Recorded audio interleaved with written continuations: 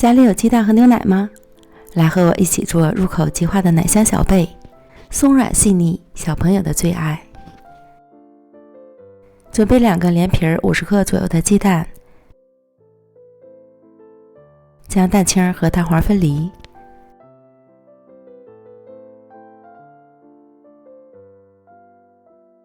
在蛋黄里面加入20克牛奶、20克玉米油，充分混合均匀。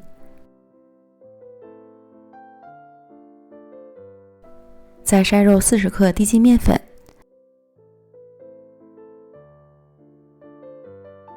，Z字形拌匀，成为浓稠的蛋糊，先放一旁。接着在蛋清里加入几滴柠檬汁去腥，再用电动打蛋器打发至气泡状，加入1半的细砂糖，再次打发至泡沫细腻时，加入另一半的细砂糖。这里我只用了15克的糖，所以甜味是很淡的。如果喜欢吃甜一点，可以再多加一点糖。最后将蛋白打发至小尖峰状，打发完毕。取1/3的蛋白霜，与蛋黄糊混合均匀，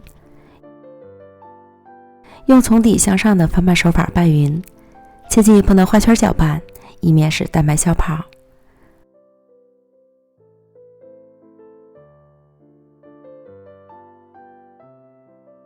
将拌好的蛋糊倒入到剩下的蛋白霜里，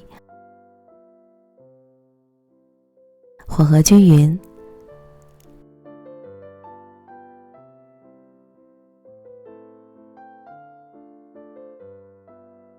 最后拌完依然是蓬松轻盈的状态，装进裱花袋里，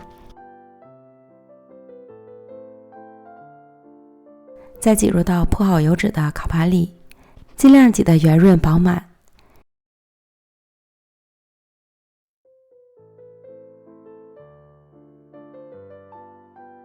然后送进预热好的烤箱，上下火155度烤30分钟。时间和温度仅供参考，还要根据自家烤箱的脾气来调整。烤至上色满意即可出炉。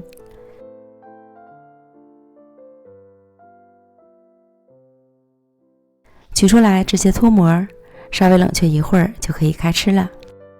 每个小贝的表面都出现了不规则的裂纹，看起来更好吃了。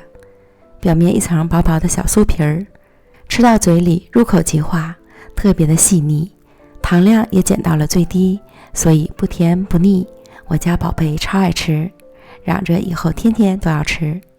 如果多加一步，可以将2片小贝中间夹上奶油，表面刷成沙拉酱，再裹上肉松，摇身一变就成了肉松小贝喽。喜欢的朋友就赶快做起来吧。感谢您的观看，咱们下期见，拜拜。